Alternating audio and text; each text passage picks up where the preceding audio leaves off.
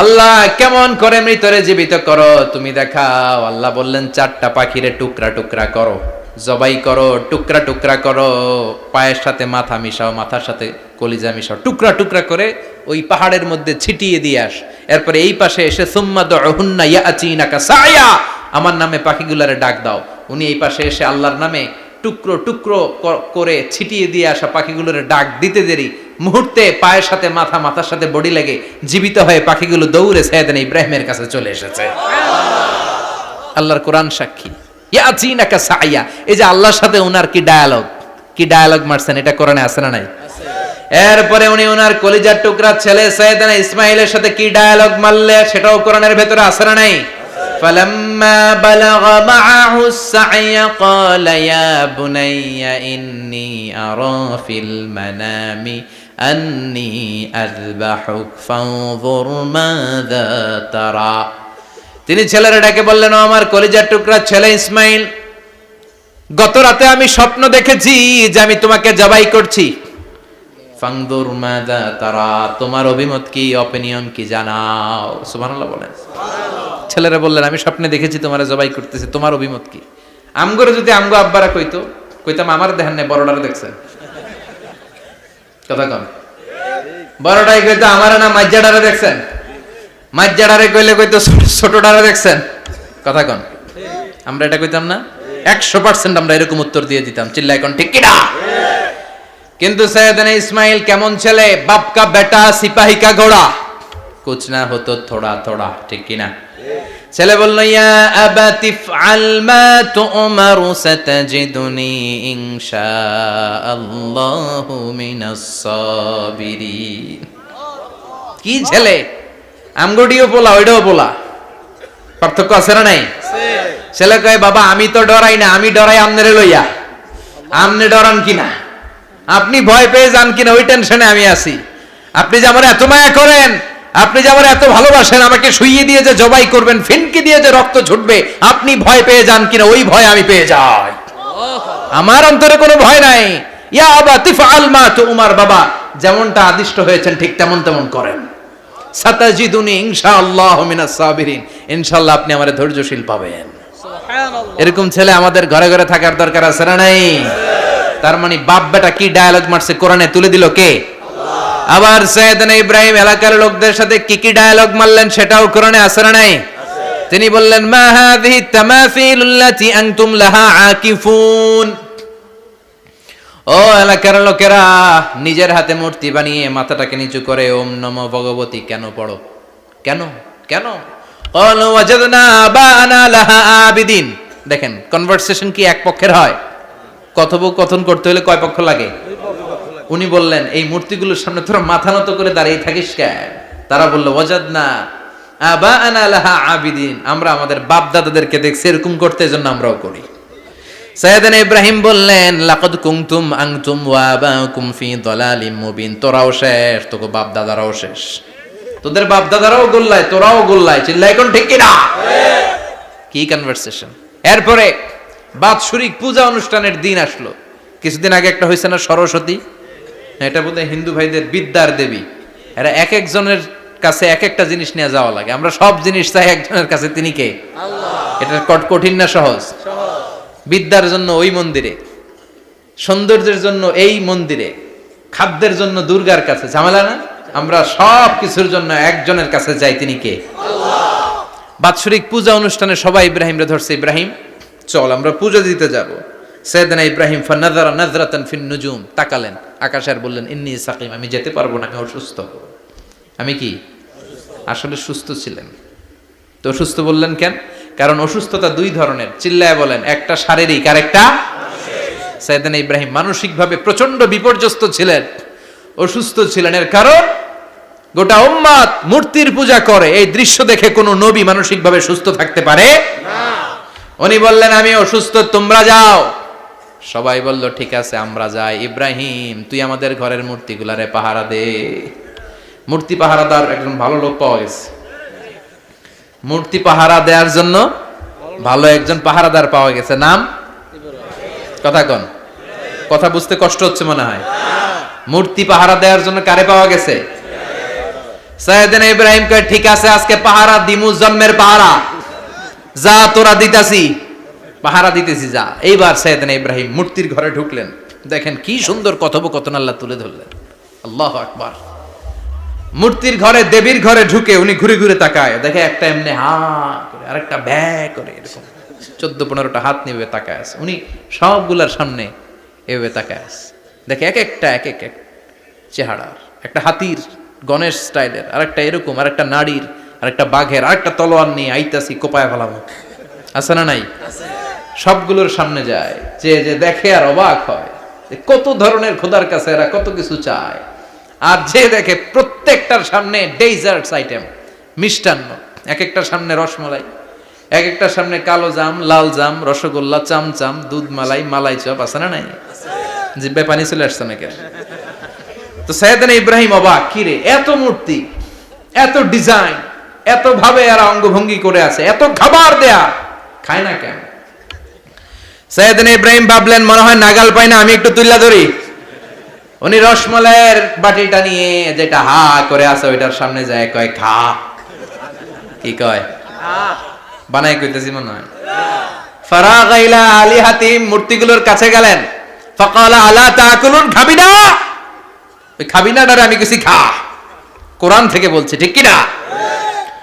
উনি ভাবলেন ওরা হয়তো খেতে পারে না, নাগাল পাচ্ছে না, কিংবা আমারে দেখে লজ্জা পাচ্ছে। নিজ থেকে রসমালাইয়ের বাটি তুলে ধরলেন, উনি বললেন খা, আর ওগুলা কয় হা হা করে রয়েছে, নড়েও না সরেও না। উনি মুখের সামনে তুলে ধরে বললেন আলা তাকুলুন, খা।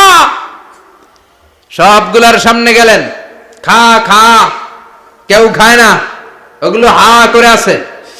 সাইয়েদনা ইব্রাহিম বললেন খা, কেউ কথা কয় না। উনি বললেন খাবি না কেন? তাইলে কথা ক। এই যে কষ্ট করে উড়াইলি, মুখের সামনে দিলাম, খাবি না কেন? কথা বল। আলা তাকুলুন, খাবি না কেন? কথা বল। মালাকুম লা তাতাকাল্লামুন, খাবি না কেন? মালাকুম লা তানতিকুন, হয় খা নয় কথা ক। বলতেই লাগলেন খা খা, প্রত্যেকটা মূর্তির সামনে গেলেন, খা, ওগুলা করে আছে হা, কোনো কথা কয় না। কয় কেন খাবি না? তাহলে কথা ক। খায়ও না, কথাও কয় না। আপনার ছেলে বায়না ধরছে, আব্বা চানাচুর খাম। কি খাম? চানাচুর কিনে দিলেন, এই নে চানাচুর। এখন চানাচুর খায় না। কিরে বাপ খাবি না কেন? কথাও কয় না, খায়ও না, কথাও কয় না। এখন বাকি আছে কোনটা? কথা কর। ফারাগা আলাইহিম দারবাম বিল ইয়ামিন, ডান হাতে কোপানো শুরু করলেন। ইচ্ছা মতো ঘুষি কিল মারতে মারতে মূর্তিগুলার সাইজ। ফারাগা আলাইহিম দারবাম বিল ইয়ামিন, এক একটা নবীর হাতে জান্নাতি শক্তি দিয়েছে কে? আল্লাহ। খা নাইলে কথা ক, খায় না, কথাও কয় না, বাকি আছে। মায়ের মারতে শুরু করলেন, মারতে মারতে সব শেষ। তারপরে খুঁজে পেলেন একটা কুড়াল। কি পেলেন? কুড়াল দিয়ে মারতে আরো সুবিধা, খালি এটারে এভাবে মারে, ওইভাবে মারে। মারতে মারতে যতগুলো মূর্তি ছিল সবগুলো মেরে বড় মূর্তিটার গায়ে মারতে যাবে, in the meantime stop, কয় না এটারে মারুম না। ফাজআলাহুম জুদাদান, সবগুলারে টুকরা টুকরা, ইল্লা কাবীর আল্লাহুম, বড়টা ছাড়া ওইটারে রেখে দিলেন। আর বুদ্ধি করে কুড়ালটারে বড়টার কাঁধে ঝুলাইয়া দিলেন, বড় মূর্তিটার কাঁধের মধ্যে ঝুলাইয়া দিলেন। ঘটনাটা সুন্দর হয়েছে না? এখন কেমন যেন মনে হয় এটা কোপাইয়া দাঁড়া রয়েছে বাবার বেটার মতো। বড় পূজার শেষ, পূজার দিনক্ষণ শেষ। বিকেল বেলা পূজা মণ্ডপ থেকে সব এসে দেখে সর্বনাশ। পাহারাদার ইব্রাহিম কই, আনতা ফাআলতা হাযা বিআলিহাতিনা ইয়া ইব্রাহিম। ইব্রাহিম সর্বনাশ কে কইছে? তুই কইছত নি? কয় আইনো, বড়টাই কইছে, ওইটারে জিজ্ঞেস করো। বাল ফাআলাহু কাবীরুহুম হাযা ফাসআলুহুম ইন কানু ইয়ানতিকুন, কোরআন থেকে বলছি, আমি করি নাই। ওই দেখ কুড়ালটা কার কান্দে? বড়টার কান্দে, ওইটারে জিগা। সবাই কয় খাইছে। সবাই বলে ইব্রাহিম তুমি কি জানো না এগুলো কথা বলে না? সাইয়েদনা ইব্রাহিম বলে যে এটা কথা কয় না, ওইটার পূজা করস কেন? যেটা কথা বলে না, যেটা নিজেরাই নিজেদেরকে মায়ের থেকে বাঁচাতে পারে না, নিজেরাই নিজেদেরকে রক্ষা করতে পারে না, তোরে কিভাবে রক্ষা করবে? এগুলোর পূজা কেন করিস? ফাবুহিতাল্লাযী কাফার, কারো কোনো জবাব নাই, লা জবাব। সবাইকে ইব্রাহিম তুই বড্ড বেড়ে গিয়েছিস, তোরে নমরুদের কাছে নেওয়া হবে, রশি দিয়ে পেঁচিয়ে নমরুদের কাছে নেওয়া হলো। নমরুদের নাম শুনছেন? শোনেন নাই বোধহয়? শোনেন নাই? পৃথিবীতে 4 জন বাদশা ছিল যারা গোটা বিশ্বের বাদশা। গোটা বিশ্বের। দুইজন কাফের, দুইজন মুমিন। মুসলমানের একজন হচ্ছে যুলকারনাইন, আরেকজন হচ্ছে সাইয়েদনা সুলাইমান। কাফেরের একজন হচ্ছে বাখতানাসার, আরেকজন হচ্ছে নমরুদ। এই নমরুদের কাছে নিয়ে যাওয়া হলো রশি দিয়ে বেঁধে। এবার নমরুদের সাথে কি ডায়ালগ মারছে এটা তো আর কোরআনে নাই, কথা কম, এটাও আছে। নমরুদ বলে, ইব্রাহিম শুনলাম তুমি নাকি আমাদের খোদাগুলোরে মারছো, তুমি নাকি কোন আল্লাহর ইবাদত করো, তুমি নাকি কোন নতুন রবের তথ্য নিয়ে আমাদের বাবেল নগরীতে আগমন করেছো। আমি ছাড়া কোনো খোদা আছে বলে তো আমি শুনি নাই, এই বাবেল নগরীতে আমি ছাড়া কোনো খোদা আছে আজকে নতুন শুনলাম। কে তোমার খোদা, কি তার পাওয়া? এবার ডায়ালগ মারা শুরু করলেন সাইয়েদনা ইব্রাহিম। সাইয়েদনা ইব্রাহিম বললেন, রব্বি আল্লাযী ইউহয়ী ওয়া ইউমীত, আমার রব এমন রব যিনি জীবন দেয় আবার মরণও দেয়। জীবন দেয় কে? আল্লাহ। মরণ দেয় কে? আল্লাহ। নমরুদ বলে, তাই তোমার আল্লাহ জীবন দেয় মরণ দেয়? আনা উহয়ী ওয়া উমীত। এবার নমরুদ ডায়ালগ মারতেছে, খালি ডায়ালগ, আনা উহয়ী ওয়া উমীত, আমিও তো জীবন দেই, আমিও তো মরণ দেই। সাইয়েদনা ইব্রাহিম বললেন, তুমিও যদি আমার আল্লাহর মতো জীবন দাও মরণ দাও তাইলে দেখাও। নমরুদ জেলখানা থেকে দুইজন ফাঁসির আসামিকে ধরে আনলো। ধরে এনে একটা ধারালো ছুরি নিয়ে প্রথম আসামির পেটের ভিতরে ধা করে ছুরিটা ভরে দিয়েছে। ফিনকি দিয়ে রক্ত ছুটলো। লোকটা ছটফট ছটফট ছটফট করতে করতে দুনিয়া থেকে বিদায়। এবার পেট থেকে ছুরিটা বের করে দ্বিতীয় আসামির পেটের মধ্যে ঢুকাতে যাবে ধা করে। In the meantime stop, ঢুকায় নাই, পেটে ঢুকাইতে যেও ঢুকায় নাই। কয়, ইব্রাহিম এই যে দেখো, তোমার সামনে প্রথম লোকটারে আমি জীবন মৃত্যু দিলাম, আর এটারে মৃত্যুর পথ থেকে বাঁচাই এটারে আমি জীবন দিলাম। প্রথমটারে দিলাম জীবন, পরেরটারে দিলাম, প্রথমটারে দিলাম মরণ, পরেরটারে দিলাম জীবন। তোমার রব যে যেরকম করে জীবন দেয় আর মৃত্যু দেয়, আমিও জীবন দেই আমিও মৃত্যু দেই। চিল্লায় পড়েন নাউযুবিল্লাহ। সাইয়েদনা ইব্রাহিম বিপদে পড়ে গেলেন। তাই তো, আসলেই তো প্রথম লোকটারে মৃত্যু দিল, দেয় নাই? কথা কন, ছুরি মেরে রক্ত বের করে ওর মৃত্যু দেয় নাই? পরের লোকটারও একই ভাবে মৃত্যু দিতে যে সেখান থেকে বাঁচিয়ে জীবন দিল। ভেজাল আছে না নাই? এবার সাইয়েদনা ইব্রাহিম বলে, ফাইন্নাল্লাহা ইয়াতি বিশ-শামসি মিনাল মাশরিকি ফাআতি বিহা মিনাল মাগরিবি ফাবুহিতাল্লাযী কাফার। সাইয়েদনা ইব্রাহিম বললেন, বুঝলাম তুমি আমার আল্লাহর মতো জীবন দাও, বুঝলাম তুমি আমার আল্লাহর মতো মরণ দাও, কিন্তু নমরুদ খেয়াল করে শোনো, আমার আল্লাহ প্রতিদিন সকাল বেলায় পূব আকাশ থেকে জল জলে সূর্যটা উঠায়। তোমার যদি এরকম কোনো ক্ষমতা থাকে, তুমি আগামীকাল সকাল থেকে পূর্ব দিক থেকে সূর্য না উঠিয়ে পশ্চিম দিক থেকে সূর্যটা উঠাও। ফাবুহিতাল্লাযী কাফার। এবার ধরা গেছে,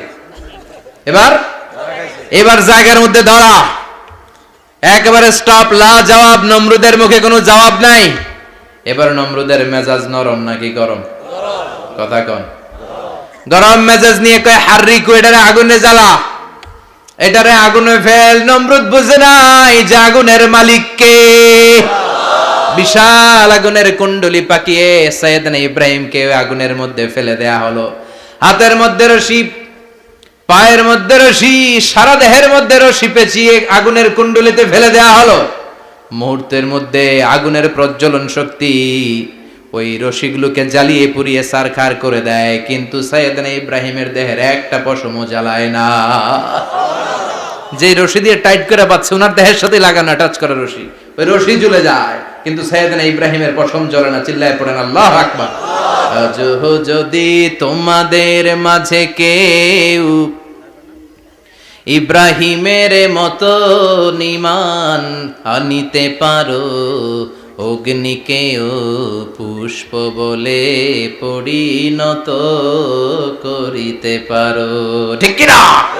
মুসার মতো ঈমান হলে রাস্তা হবে সাগর জলে, ইউসুফের মতো ঈমান হলে একে একে দরজা খোলে। সাইয়েদনা ইব্রাহিমের মতন ঈমান যদি আজও থাকে বিদ্যমান, অগ্নিকুণ্ডে দেখতে পাবে খুবসুরত এক ফুলবাগান, ঠিক কি না? ওই ঈমানটা দরকার। ওই ঈমান যদি ঈমানের মতো হয়, আগুনের কুণ্ডলকে ফুলবাগান বানিয়ে দিবে কে? আল্লাহ। সাইয়েদনা ইব্রাহিম বসে রইলেন। নমরুদ কয়, আরো আগুন জ্বালা।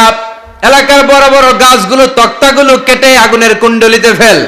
তক্তা লাকড়িগুলো আগুনের কুণ্ডলিতে ফেলা মাত্র দাউ দাউ করে লাকড়িগুলোকে তক্তাগুলোকে আগুন জ্বালিয়ে দেয়, কিন্তু সাইয়েদনা ইব্রাহিমকে জ্বালায় না। সুবহানাল্লাহ। আগুনের মালিক কে? ওই আল্লাহ আজও আছে না নাই? তিনি আগুনরে অর্ডার করলেন, সৃষ্টির শুরু থেকে তোকে একটা ধর্ম দিয়েছি, সব জ্বালিয়ে দেয়া, পুড়িয়ে দেয়া, আজকে কয়েকদিনের জন্য তোর ধর্মটাকে আমি স্টপ করে দিলাম। চিল্লায় পড়েন আল্লাহু আকবার। কুলনা ইয়া নারু কুনি বারদান ওয়া সালামান আলা ইব্রাহিম। আল্লাহ বললেন, আগুন খবরদার, আমার ইব্রাহিমের গায়ের যেন পশম না পুড়ে যায়, কারণ ইব্রাহিমের সন্তান হবে ইসমাইল, আর ওই ইসমাইলের বংশে আমি পাঠাবো আখিরি জামানার পয়গাম্বার। ইব্রাহিমের জন্য কিছু না হয়, কোন ইবারদা, ঠান্ডা হয়ে যা। কি হয়ে যা?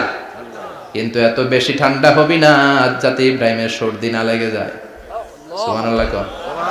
আগুন বলে আপনি বললেন কোন ইবারদা, ঠান্ডা হ, আবার কোন এত ঠান্ডা হবি না যাতে সর্দি না লাগে। কেমন ঠান্ডা হবো? আল্লাহ বললেন সালামান আলা ইব্রাহিম, সালাম হয়ে যা, শান্তির গুলবাগিচা হয়ে যা, এয়ার কন্ডিশন নাতিশীতোষ্ণ হয়ে যা। চিল্লায় পড়েন আল্লাহু আকবার। 40 দিন ছিলেন এই আগুনের কুণ্ডলিতে, কিচ্ছু হয় নাই। সুবহানাল্লাহ পড়বেন না?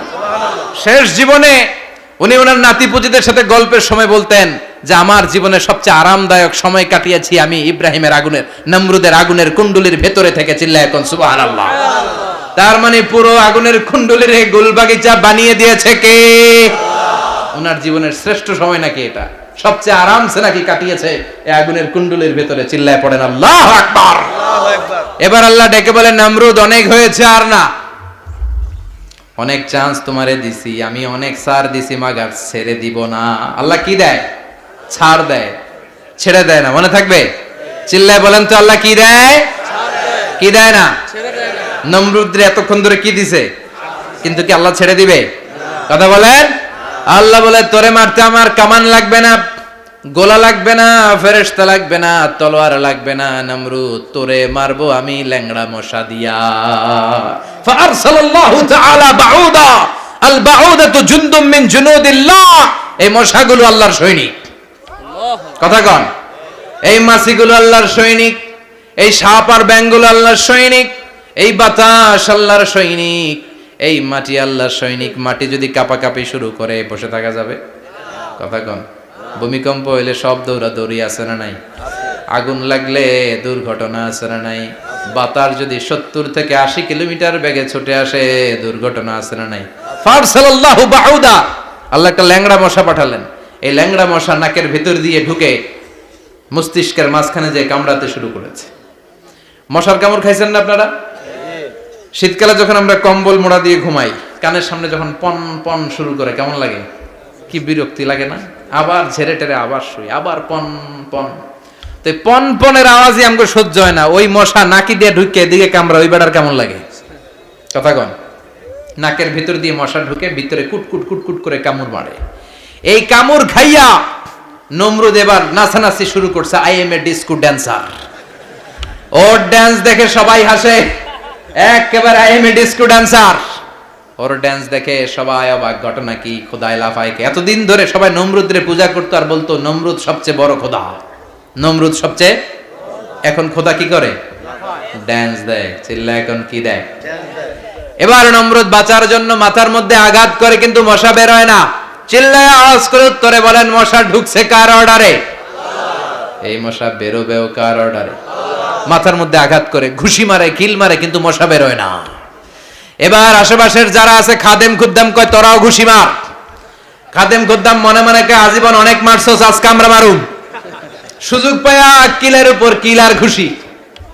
আজীবন অনেক কাজ করাইছিস আমাদেরকে দিয়ে, অনেক জুলুম করেছিস, আজকে সুযোগ পেয়েছে মতো মাইরা লই। খাদেম খুদ্দাম ওরাও কিল ঘুষি। ঘুষাইতে ঘুষাইতে চেহারার মানচিত্র পাল্টাই দিছে, মাগার মশা বের হয় না। এই মশা ঢুকছে কারা দেশে? কথা কন। এই মশাটা যদি বেরোতে হয়, অর্ডার লাগবে একজনের। চিৎকার করে বলেন, চিনি কে? নিজেও মারে, বেরোয় না। খাদেম খুদ্দামরা মাথার মধ্যে কিল ঘুষি মারে, বেরোয় না। নমরুদ কয়, এবার আমারে জোতা মার। কি মার? আমরা পরি প্লাস্টিকের জোতা, বাটার জুতা, অ্যাপেক্সের জুতা, আগে পড়তো খরমের জুতা। খরমের জুতা বানায় কি দিয়া? কথা কোন? এবার কাঠের জুতা দিয়া খাদেম খুদ্দামরা মাথার মধ্যে বাড়ি পিটাইতে পিটাইতে মাথাটাকে ফাটিয়ে রক্তাক্ত করে জামিনের মধ্যে নামরুদ্রে শুইয়ে দিয়েছে। আর আল্লাহর সৈনিক সেই বাউদা মশা নাকের ভেতর থেকে শূন্য উড়াল মেরেছে। চিল্লায় পড়েন আল্লাহু আকবার। তার মানে এত শক্তিশালী হয়েও, গোটা বিশ্বের রাজা হয়েও নমরুদের ক্ষমতা নমরুদরে বাঁচাতে পারে নাই। চিল্লায় পড়েন ঠিক কিনা? এজন্য ক্ষমতা কাউরে বাঁচাতে পারে না, দাপট কাউরে বাঁচাতে পারে না, অহংকার কাউরে বাঁচাতে পারে না, সৈন্যবাহিনী কাউরে বাঁচাতে পারে না। বাঁচাতে পারে একজন, চিৎকার করে বলতে হবে তিনি কে? পৃথিবীতে কেউ তো স্থায়ী হয় না, হোক না সে ফেরাউন কিবা নমরুদ। কেউ ভাবে চিরদিন রয় না, কেউ ভাবে চিরকাল রয় না। পৃথিবীতে কেউ স্থায়ী হয় না। নামাজে পড়ো আজ দিলে মে তোমার চরণ তলে, হৃদয় যায় নামাজ। হে নামাজি আমার ঘরে নামাজে পড়ো আজ দিলে মে তোমার চরণ তলে, হৃদয় যায় নামাজ। আল্লাহু আকবার পড়েন। তিনি দোয়া করলেন, আল্লাহ রব্বি জাআলনি মুকিমাস সালাহ। আল্লাহ আপনি আমার নামাজ কায়েমকারী বানান। কি কায়েমকারী? নামাজ। তার মানে নামাজ পড়লে সবাই মিলে পড়তে হবে, ঠিক কি না? নামাজ কায়েমকারী বানান। আমার সন্তান ইসমাইলের নামাজ কায়েমকারী বানান। আমার দোয়াটা কবুল করেন। কবুল করে নিল কে? আবার বললেন আল্লাহ মক্কার নিরাপদ বানান। কবুল করলো কে? আবার বললেন ওয়াবা'আস ফীহিম রাসূলা। আল্লাহ এই শহরে একজন নবী পাঠান। কবুল করলো কে? যত দোয়া করছে সব কবুল করে নিল কে? এজন্য সাইয়েদনা ইব্রাহিমের জীবনী থেকে কি কি শিক্ষা গুনতে শুরু করেন। নাম্বার 1, আল জিহাদু দিদ্দা শিরক। ওনার জীবন থেকে প্রথম শিক্ষা হচ্ছে শিরকের বিরুদ্ধে জিহাদ। মুমিনের জীবনে জিহাদ চলবে কিসের বিরুদ্ধে? উনি মূর্তির সাথে আপোষ করে নাই, গাছের সাথে আপোষ করে নাই, মাছের সাথে আপোষ করে নাই, ধ্রুবতারা চাঁদ সূর্যের সাথে আপোষ করে নাই। উনি এক আল্লাহকে খুঁজে পেয়েছে। চিল্লায় বলেন ঠিক কিনা? আল্লাহ সব গুনাহ ক্ষমা করে, শিরকের গুনাহ ক্ষমা করে। 2 নাম্বার শিক্ষা হচ্ছে সত্যকে অন্বেষণ করতে হবে। ওইটা আমার বাবার বিরুদ্ধে যাক, ওইটা আমার দাদার বিরুদ্ধে যাক, ওইটা আমার দলের বিরুদ্ধে যাক, ওইটা আমার মতের বিরুদ্ধে যাক, সত্য যেখানে আমিও সেখানে। চিল্লায় এখন ঠিক কিনা? এটা হচ্ছে সাইয়েদনা ইব্রাহিম আলাইহিস সালামের ঈমান স্পিরিট। শিরকের বিরুদ্ধে মুমিন জিহাদ করবে। সত্য যেখানে আছে মুমিন তালাশ করে সেটাকে ছিনিয়ে আনবে। সাইয়েদনা ইব্রাহিমের জীবনী থেকে 3 নাম্বার শিক্ষা হচ্ছে ভিশনারি অ্যাটিটিউডের হতে হবে মুমিনের। আমরা খালি 10 বছরের হিসাব করি, 20 বছর, 50 বছর। ইহুদিরা হিসাব করে 200 বছরের। কোনো কাজ করার আগে 200 বছর পরে কি হইতে পারে ওইটা হিসাব করে। সাইয়েদনা ইব্রাহিম এরকম ভিশনারি ছিলেন। এজন্য দোয়া করেছেন রব্বানা ওয়াবা'আস ফীহিম রাসূলা।